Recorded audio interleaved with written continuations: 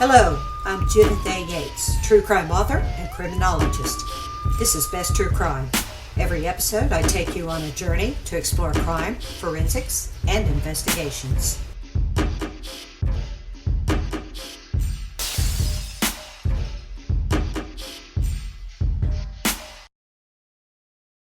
Hey everybody, this is Judith Yates. I am a true crime author and criminologist, and welcome to Best True Crime. Today, we are talking to Miss Fancy Macelli, and she has a podcast. She knows all sorts of things. She has found the Lindbergh baby. And did I say Lindbergh or Lindbergh? And she's got this awesome special event coming up that we are going to be discussing. So without further ado, and hopefully this light won't fall and the dog won't bark. Fancy, tell us about you.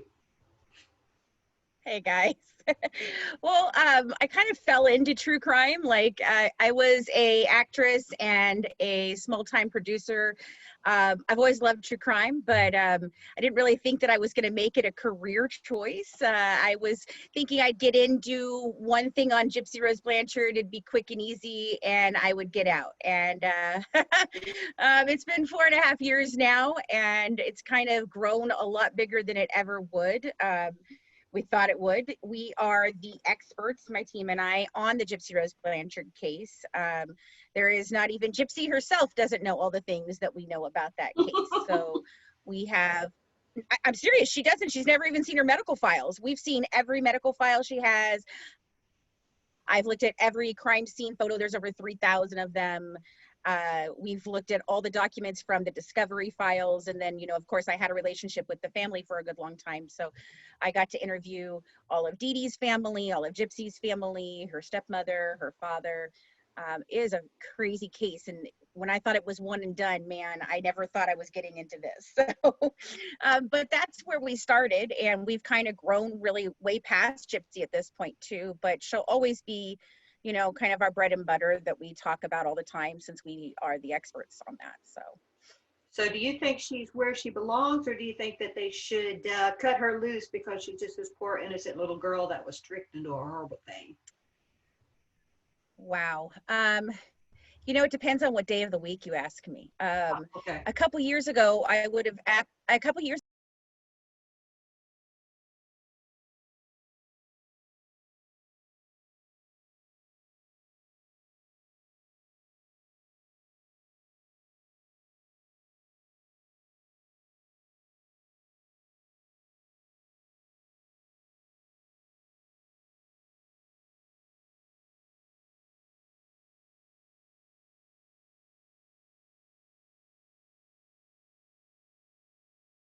Well, we finally were able to track it down after 2.5 years. And let me tell you, when I watched that, it changed everything we thought we knew about that case. We had to go back and look at everything over again with a new lens. And it was the downfall of our relationship with Gypsy and the family, because when I went into this, I told them I drove down to Louisiana with my daughter, who is one of our team members, and we went down there to talk to them. And I was very open. I said, I am not interested in telling a salacious story.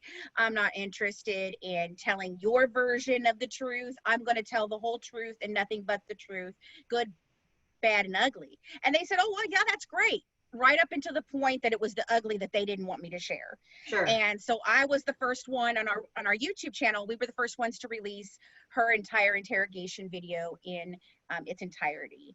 And when you see the little clips on like Mommy Dead and Dearest or Gypsy's Revenge or any of the other ones that have been out there, I just recently did A&E's Killer Cases, which is, in my opinion, that's the closest one to the truth that has been told, because the others came about right after the crime had been committed. And so there wasn't a lot of information that they should have had going into this. We uncovered so many things. And so here's what I can say about Gypsy. Gypsy is who Gypsy is because of her mom, and there's never going to be any change to that. But Gypsy is now an adult. She's almost 30 years old, and Wow. she has to make the choices to be a better person, to change the path that her mother put her on. And so far, she's not making those choices. She comes up for parole. She starts the hearing this December, And then if she gets granted it, she'll be out in 2022, I think, 2022 or 2024. I never remember the date, but she's supposed to serve 85% of her term, which would be 8 years. We are going to go to that hearing, and her mother's best friend, who happens to be a registered nurse and is on our show as Cajun Mama Tai, is going to go with me, and we are going to lobby for the last 2 years of her sentence to be spent in a care facility, because she's not getting any type of, she's refusing to get any type of real help in prison. She pretends to get some classes here or there, but it's not the intensive amount of help she needs. Without that, Gypsy should stay where Gypsy is, because she's not going to change. She's been caught for many things in prison herself, of breaking, rules and doing like scams with a little friend that was a person that, was in jail with her and now is on the outside. So I don't see Gypsy changing, and that's a problem for me. Do I think she's going to kill another person? No, but I do think that she is not going to be a good person in society. She fools a lot of people. We have just uncovered recently something that nobody knew about. There is a 2-year missing piece of time in them leaving Louisiana and ending up in Springfield. And what we uncovered for that period of time is pretty epic. It proves a lot of the things that we weren't able to prove in the beginning, and everybody kind of gave us a lot of flack for saying them. Now we've actually got proof, and we're going to be talking about that in the event that we are hosting later this month that you said, we're going to talk about later. But, I just think that Gypsy needs to take responsibility for herself, and she needs to choose a different path. We all have shitty childhoods. Everybody does. And yes, was she abused? Sure she was. Do I think she was a little more complicit than she pretends? Yes, I do. But she has the choice now. Many children are severely abused. They don't grow up to kill their parents. She chose that path. She had other options. Right. And basically it's I believe everybody has something in their past, and we all have, skeletons and spiders in the closet. But what have you done with it? Have you used it as an excuse to say, oh, well, or have you said, you know what? I'm not going to be like that. I'm going to break the pattern. And some people just don't have the wherewithal to do that. Some people don't have the education or experience. And I just don't see my poor childhood as being a valuable excuse. Very rare cases, yes, but not, not like this. And she's lied a lot. She's lied a lot. She even told them, she didn't know how old she was. She did. I have proof that she did. So she's never fully told the truth. And I don't think we ever will get the truth from Gypsy. I don't think that there is a truth. I don't know if she even knows the truth. Right. Does the because family she's support her? Spent her whole life lying. Does the family support her? Or does her stepmother and her father and her sister and brother do. I don't think that it's in the way that they should. I really still think that there is a lot of responsibility that should have been laid at their feet that wasn't. Her mother's side of the family, no, they don't see a change in her.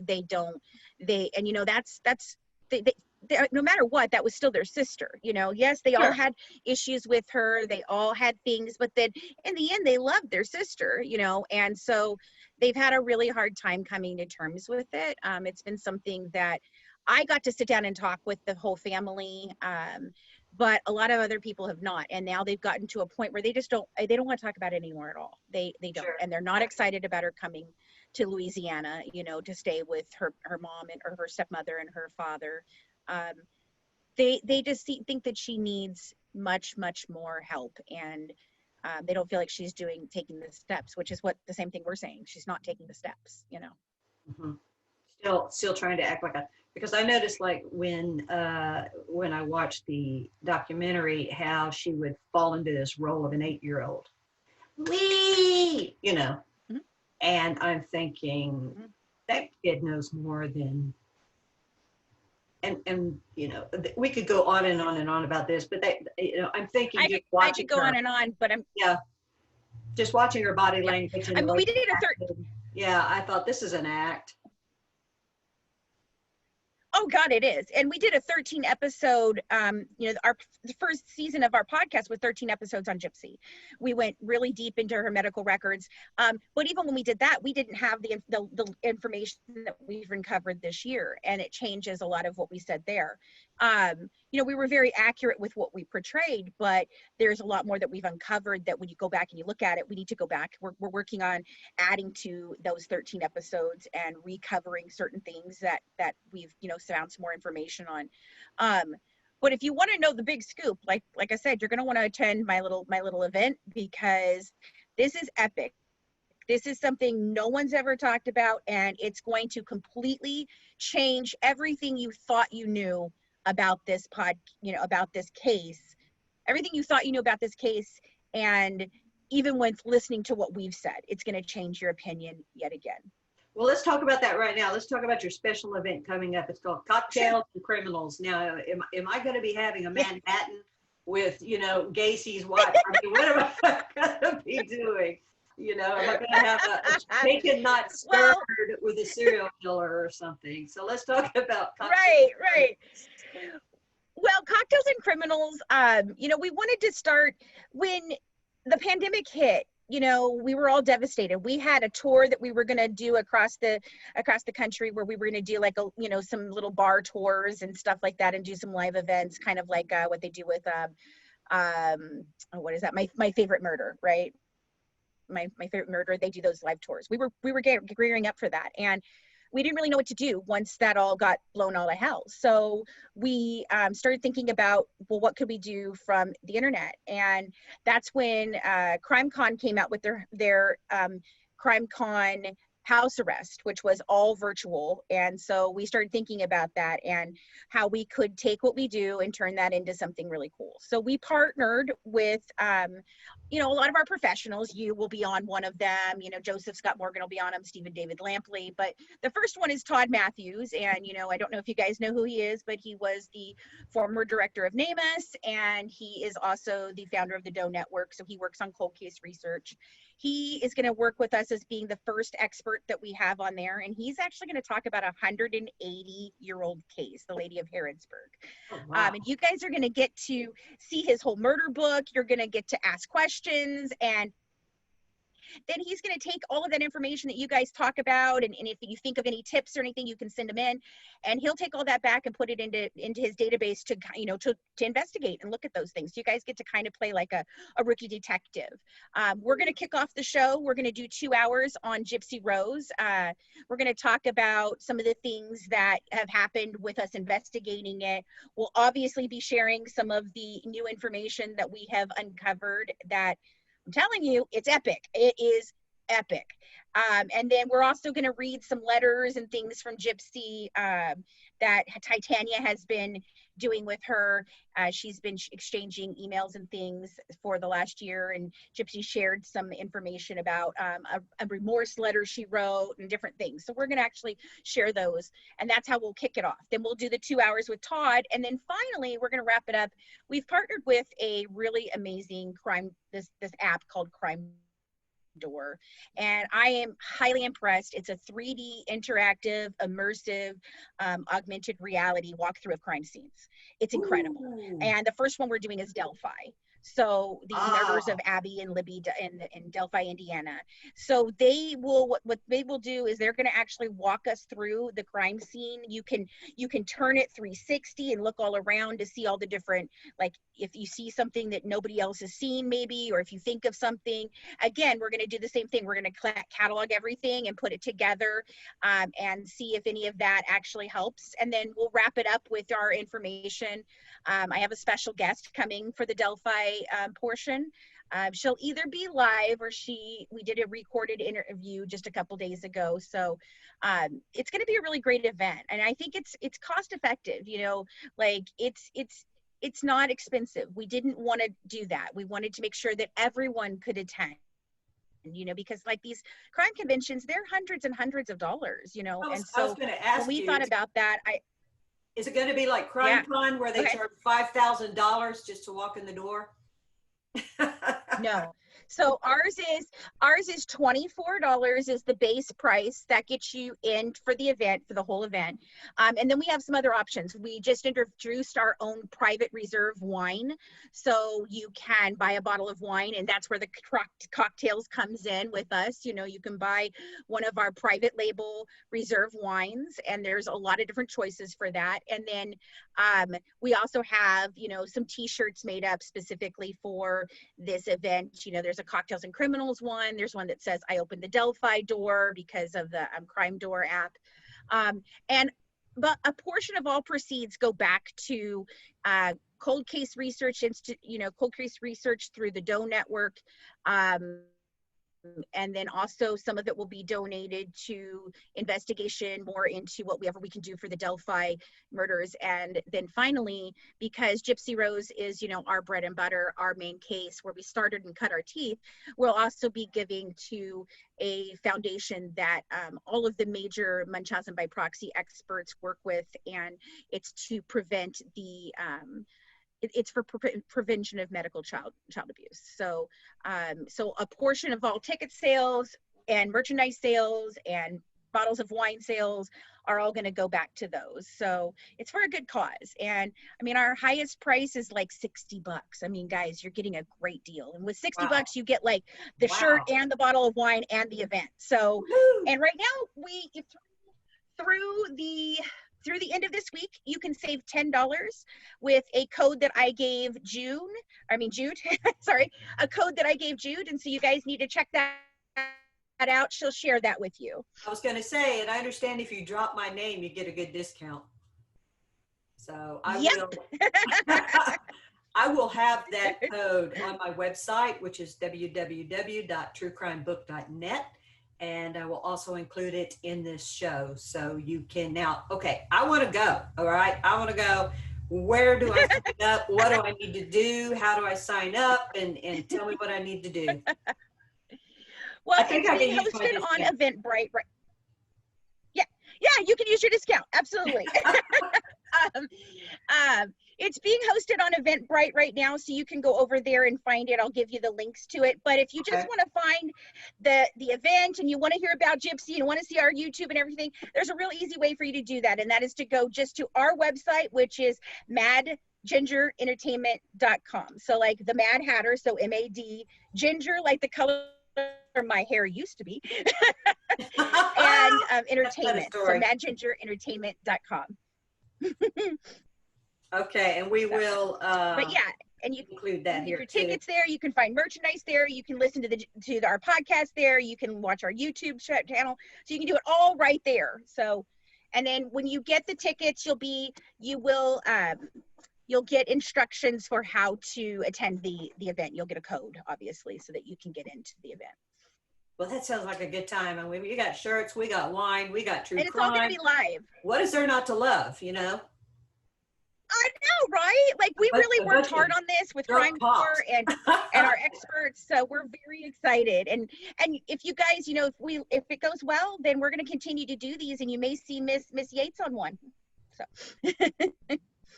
Yeah, I mean, this sounds fantastic, and nobody else has ever done this. So I am very excited for you guys. I'm very excited to attend and be there. So yeah. Tell me. And it's on June 26th from 4 to 10 p.m. Oh, there we go. When is, see, I got it all up in the moment, and then I didn't. When is it? June? Right. So I'll put it in. So it's on June 26th from 4 to 10 p.m. Eastern. It will be live streamed on YouTube. Like I said, you'll get a code once you purchase your tickets. You can save money with Jude's. Why do I keep saying June? My daughter's best friend is June, and so I keep saying June. See, officially I go by Judith. So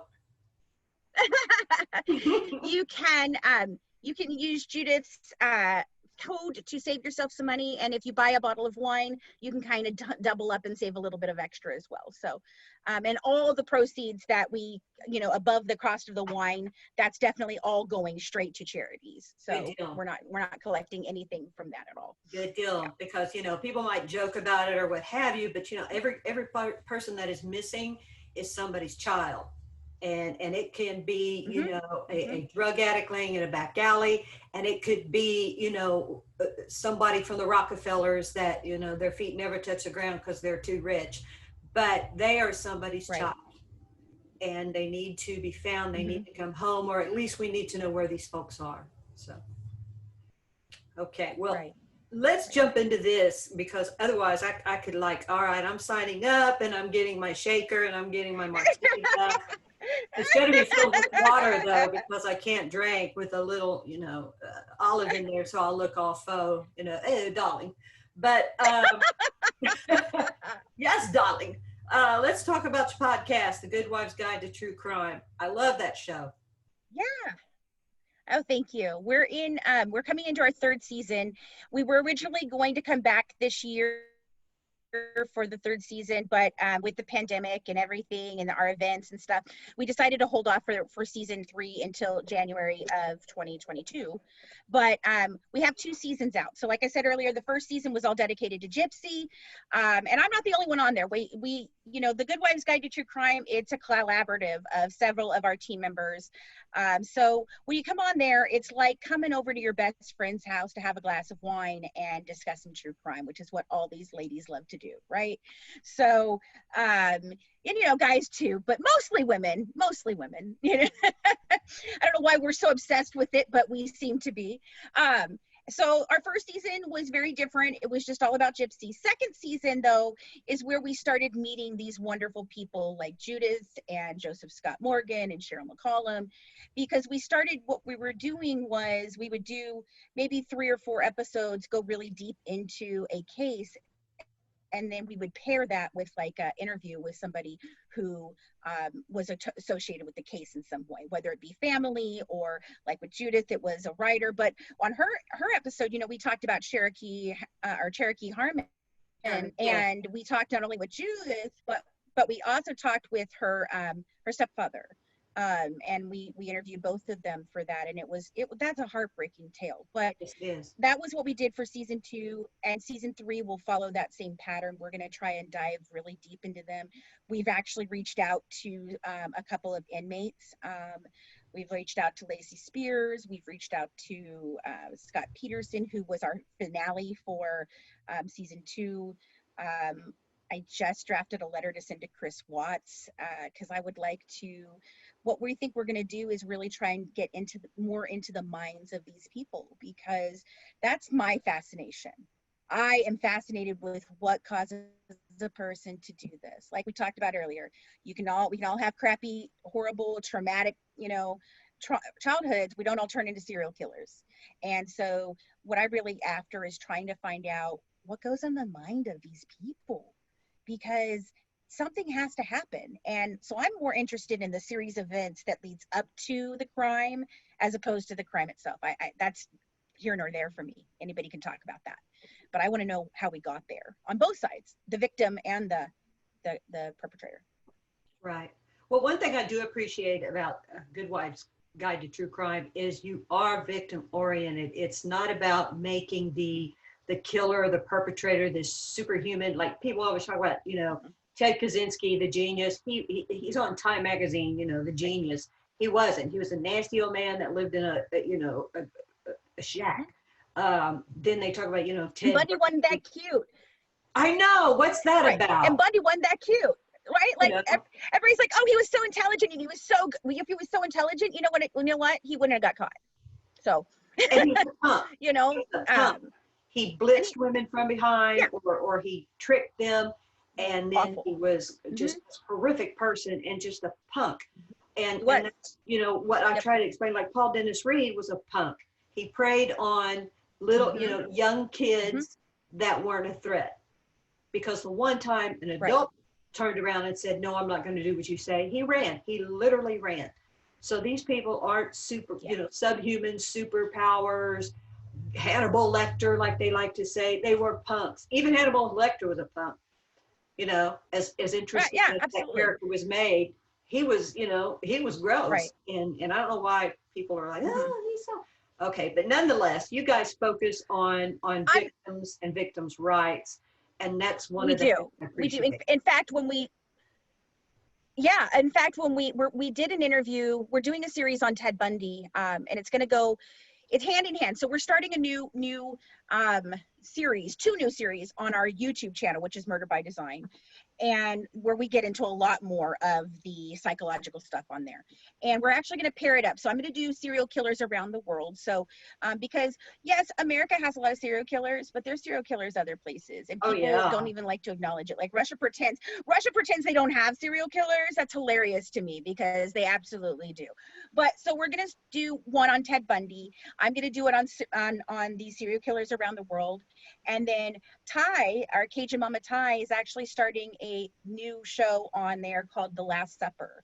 And so she will be sharing small amounts about the story, but she's actually going to teach you how to cook the last meal that the serial killer requests. No. And she's going to go through it and show you what they ate and talk about the case. Yeah, we're really excited about it. But we did, we started off with Bundy, but one of the things was, is again, like you said, I did not want to focus on Bundy being this, all about Bundy. So when we started talking about doing Bundy, I reached out to Kathy Kleiner Rubin. I was going to say, did you talk to Kathy? Yes, we did a very long interview with her, which will be part of that. I also talked with Kevin Sullivan, who wrote tons of books on him, and then we're working on something with that. We're hoping to actually do a movie with Kathy that would be a scripted series, not a unscripted, but it'd be a scripted series or a scripted movie. Basically, when you look back at Kathy's life, her life is fascinating. Oh, I know. That woman overcame so much strife. It's unbelievable. And for her to come out of that in such a positive and beautiful, she is like a ray of light that just shines through everything. When you speak, I love her to death. So we're working on something with her to make a scripted movie, and I'm super excited about it because it's not gonna be really about Bundy. It's gonna be called Bundy, and it's about how she overcame this one moment in her life, because she shouldn't be defined by that. No, because I tell you what, if you look at the big picture, her being attacked by Ted Bundy is I don't want to say is insignificant, but it is not one of the worst things that she is just this very strong individual that has fought a lot of battles and come out such a good person. And I adore her. Right. Yeah. Yeah, I do too. So, okay, well, tell me, we kind of touched on this when you and I were just, gossiping and jib-jabbing and talking trash on the phone or texting, as we often do. Delphi. Let's talk about Delphi. What made you interested in that? I'm obsessed. Why? I am obsessed with that case because it seems so solvable, and it's not been solved. It's right down the road for me. It's really? Literally. I didn't know that. In fact, I was actually there yesterday. It's a 3-hour drive. So, I mean, it's not like right down the road, but it's close enough for me to drive a day drive, Sure. I went down there and, I looked at some different things and took some pictures and talked to some people. I don't want to give away who my special guest is, but I did talk to somebody pretty significant. So, but, and that case just, those girls, they're so relatable.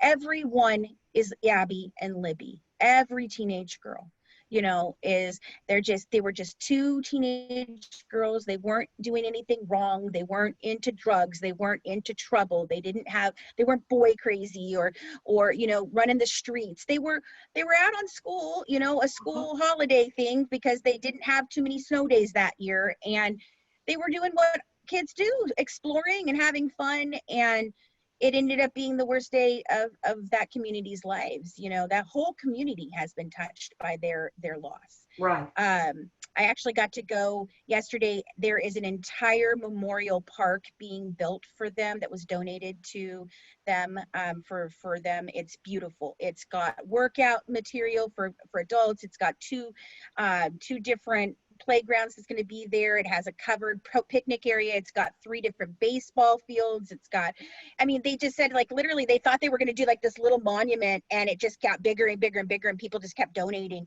So now it's this huge park, and it's beautiful. I Wonderful. can't wait for it to become, you know, all the way done. It's beautiful. It's so just, and you know, you can feel something really interesting there is it's built right in front of the bridge that the girls, you know, the Manu Bridge that the girls were abducted on. That is behind this beautiful park. And so when I was talking with one of the people, they said, you know, it's really great because it's like we're putting that bridge behind us. And so they're hoping that, you know, by the time that this park is finished, that maybe we can close this chapter on this book, and that maybe they'll have, you know, a suspect in custody and hopefully going through the courts by that time. But yeah, I've just been obsessed because it just, like I said, we've never had so much evidence in the public view and not been able to solve a crime. They have voice audio, they've got a face, they've got video of the guy. They, like, seriously, how do we not know who this guy is? I have a feeling After 4 too, years. that they have a lot more audio that the little girl taped than they've been released. Yes. She was That so was brave. Brave and smart, You of her. That was truly survival of her to think of that. That was a smart kid. Yeah. It was hard because that bridge, you know, they sealed their fate once they crossed that bridge because there was nowhere for them to go. There's no way back but to come back across the bridge. There's nowhere to go. It dead ends, you know, and so he had them trapped. And, you know, that's it. They didn't have anywhere else to go. So she filmed that, you know, and I really do believe it's a real big key in finding out who did this. And there have been, you know, I've never seen so many suspects gone through in a case, persons of interest. You know, it seems like every day there's a new comparison, there's a new something. And that's really hard for the family. I feel for them every time they have to hear that, you know, every time a new side by side is done, not only for the family, but also because you're ruining other people's lives that may be innocent. You know, you're putting up a side by side and saying, does this look like him? And you know what? That guy is completely innocent. And now you have forever flagged him on the internet. No matter how many times you delete that, that's always going to be there. You have forever flagged that guy as bridge guy, you know, and you've forever done that, and it doesn't go away.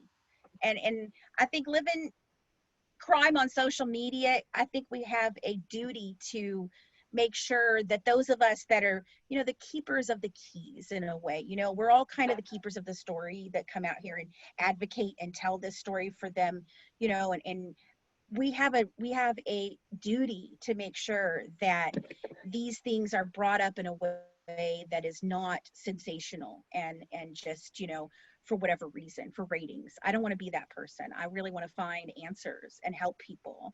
And for God's sakes, I don't want to cause something, accuse somebody that wasn't guilty, because that can ruin a person's life too.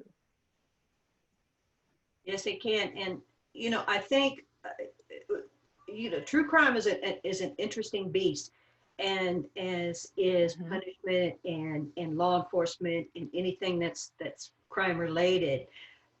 And people are, I shouldn't say people, many people are seeing this show like, you know, don't F with cats and all of this and thinking, ooh, I want to solve a crime. Right. You know, and I've had people tell me, ooh, I want to talk to a serial killer. I want to talk to no, you don't. You know, no. Because one, they'll eat you for dinner. And two, you don't. It's not a fun experience. The Paul Reed book, as I told you, that took 3 or 4 years. And a lot of that was me having to set it aside because of the nightmares, because of, you know, I actually did see a counselor while I was writing that book because it just infiltrates you. It does. It does. I was overtaken by the Gypsy case, overtaken. And it was, that was probably, I mean, I've looked at worse cases, you know, obviously more terrible cases, but that one was really hard hitting because it was so intimate what I was looking at. You know, I'm looking at thousands of my medical documents. And it's tedious. You know, when you think about, oh, I want to solve a crime. I want to do a don't F with cats did. They spent months looking at light fixtures. Literally, do you know how tedious it is looking at light fixtures for months?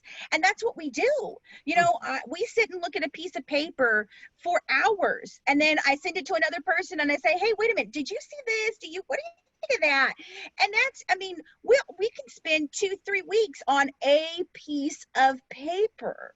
You know, and so people always want to know, like you're saying it took you 3 years. Yeah, we walked away 3 times from Gypsy. And, you know, there were times I was crying my eyes out in my room and I'm like, I can't do this anymore. I don't want to do this anymore, because we were harassed and attacked and stalked and all kinds of different stuff. And there's so much, you know, that went on behind the scenes with that.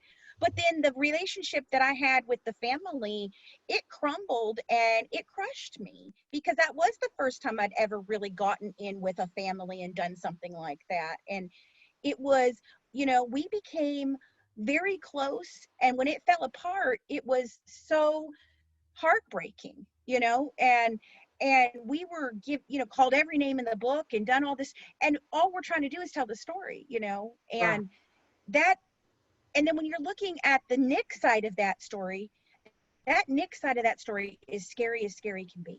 The letters that he wrote, the things that he said, the stuff that we uncovered that he did after the crime in prison, that stuff sits with you. When you read a letter about killing a person, it sits with you. When he sits and he describes in detail what he did or what he wants to do to someone else, you know, like, and that's why we've been working on a book for 4 years, but we're not anywhere close to even getting it done, because every day we think of something new, you know. Like you said, people don't realize. I've talked with other killers. We've had conversations. They're not pretty. It's not pretty conversation. It's not all roses and flowers. I'm not trying to date these people. I'm trying to understand them so that maybe we can prevent this from happening somewhere else. I think about one of the things that Gypsy said to me back when we were actually kind of on good speaking terms. You know, was when we first started out, we were going to tell this story from Gypsy's side, her point of view. But as we got along, we realized that the story really went much further back, and we needed to start from Dee Dee's point of view and Dee Dee as a child to understand how we got to where we were. And so when she found out about that, she sent me a long letter, and she asked me, she's like, okay, I understand that you're going to tell my mom's story, and that's fine, but will you please remember that she's still my mom? You know, she's not just a monster. She's still my mom, and I still love her.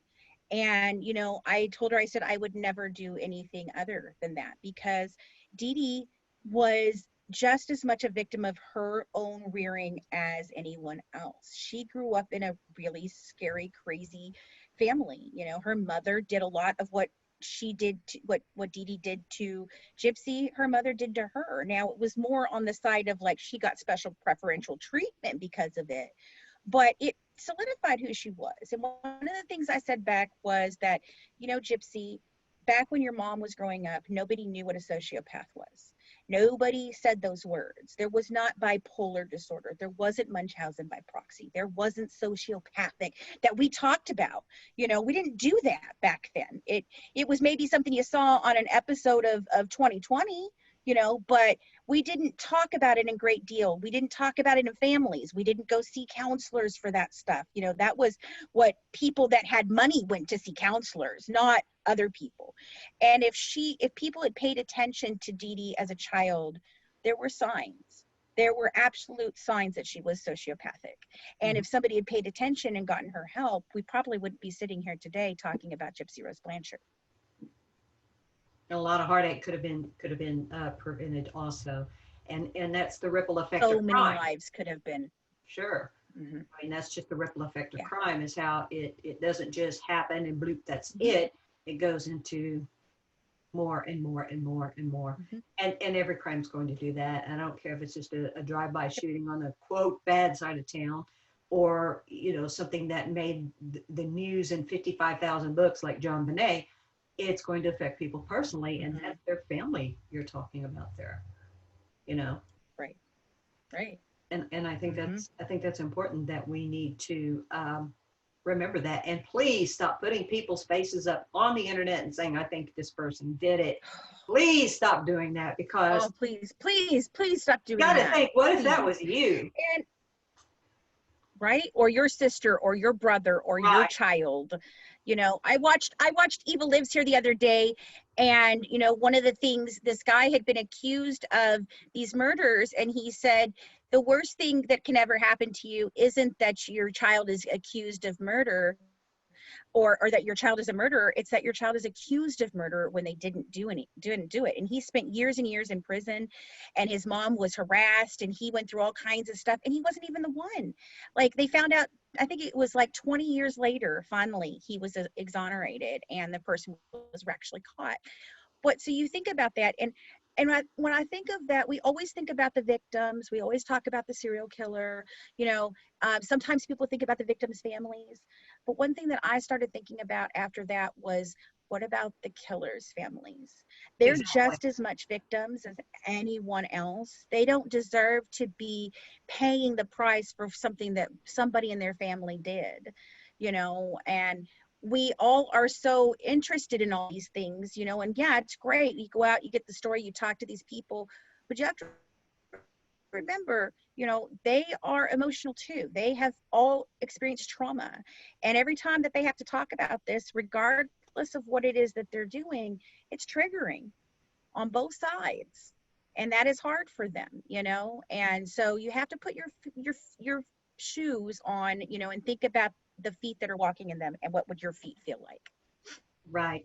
And I know that the dynamics of a victim's family and the dynamics of the perpetrator's family are literally side by side, where it's the exact same type of dynamic, the same things that they go through emotionally and mentally. And, you know, everybody has that family member.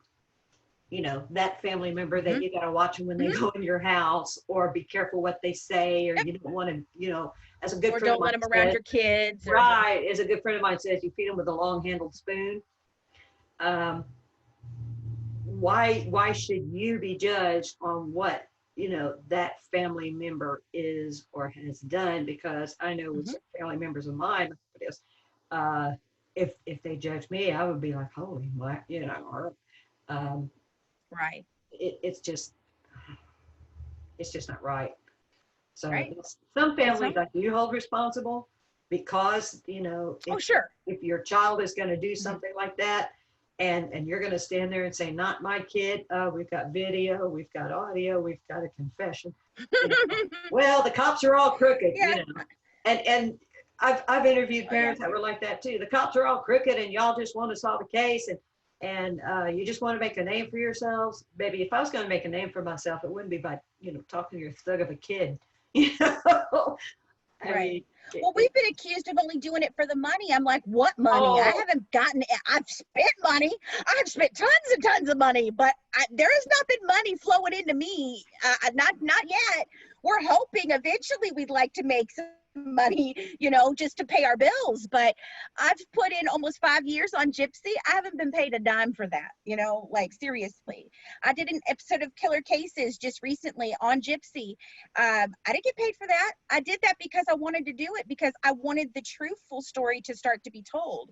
Because what people have so far is a very rose-colored glasses version of that case, you know, and they don't know the truth. And that's been one of the hard things, is trying to explain to people, yeah, I know there's been 5 documentaries about it, but I'm telling you, you don't have the truth. Nobody has had the truth. And if you don't have the truth, what is the point of all of this? You know, like, are we just going to do it for shits and giggles? Like, I don't know, because that's not what I'm here about, you know? mhm. So. Do you feel like with the documentaries, and it's not against the people who made them, because it's a huge endeavor, the documentaries, if I were going to watch all these documentaries about it, because I'm obsessed with this case for whatever reason, do you feel like Mhm. they are on the right track or off on the right track, or what's your thought on that in the Gypsy case? I think in the Gypsy case, particularly, they're all very wrong. Do they all share parts of the truth? Sure. There is parts of the truth in every single one. I love Erin Lee Carr. She's the first one. She came out with Mommy Dead and Dearest. I think she's an amazing documentarian, but she didn't have the information that we have. She didn't wait long enough. She thought she had what she had, but since more things have come out, it's one-sided, and it's only a small portion. The act was absolutely horrific. I know people are like, oh, it's pretty accurate. No, it's not. And if you think that it is, you should check out my In Touch articles. I did 8 episodes with In Touch, like 8 articles with them, and explaining what was wrong in every single one of those episodes. So you would understand, like, this is what they portrayed and this is what really happened. Because people think based on a true story really means based on a true story, and that's the end all be all. And it's so not. It's so not. Unless you're a storyteller who is very adamant about the whole truth, then you can't. It's based on a true story, but it's not all true. Right.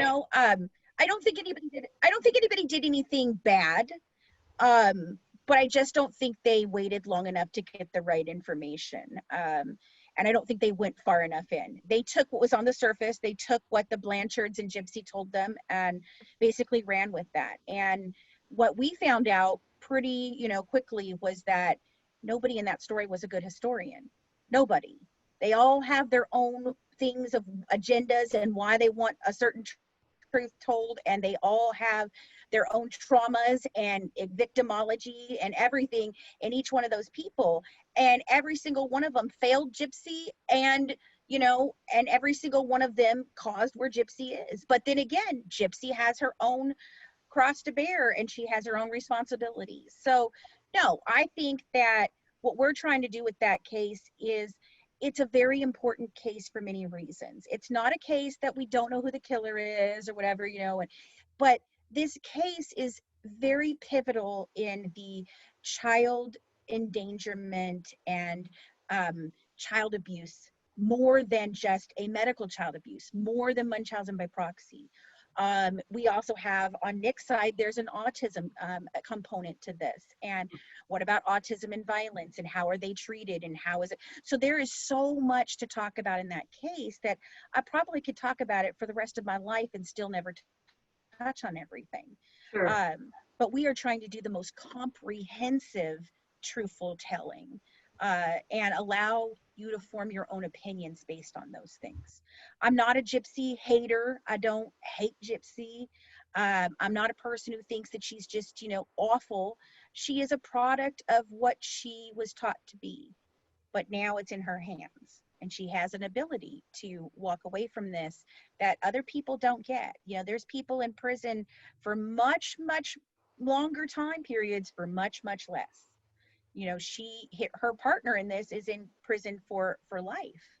And if her defense attorney had not been smart and thinking, she probably would have ended up in there for life too. So she got a gift and a second chance at a life, and she really needs to take that. Okay, so Fancy Macelli, tell us if we want to listen to the Good Wives Guide to True Crime, and we do because it's an awesome show. Tell us how people can listen in on your show. Okay, so to find the Good Wives Guide to True Crime, you can pretty much find us on any platform. We're on iHeart, Pandora, Spotify, Stitcher, iTunes, we're everywhere. So you can just look for the Good Wives Guide to True Crime, it'll come up. But like I said earlier, if you want to see everything we do, because we blog, we have a YouTube channel, we have these events that we're hosting, we do interviews, there's all kinds of different things that we do. Everything that we do is on our website, madgingerentertainment.com. Awesome. Okay. And Cocktails and Criminals, where we got our little wine glasses going on and we're solving crimes, and hopefully now we're going to get loaded and start shouting at each other like, I did in college. So Cocktails and Criminals, tell us again the date and how people can get their tickets.